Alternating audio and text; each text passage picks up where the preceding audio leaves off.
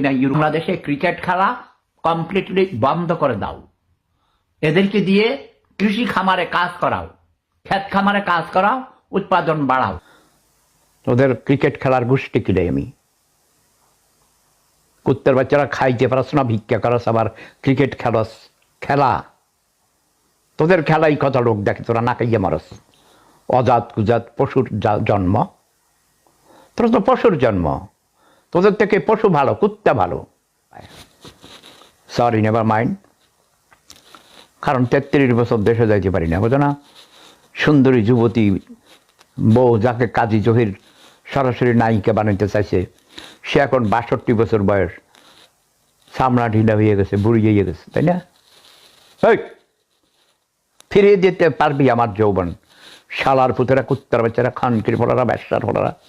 আর আমি বাংলাদেশের এইসব ক্রিকেট খেলা দেখি না। বাংলাদেশে ক্রিকেট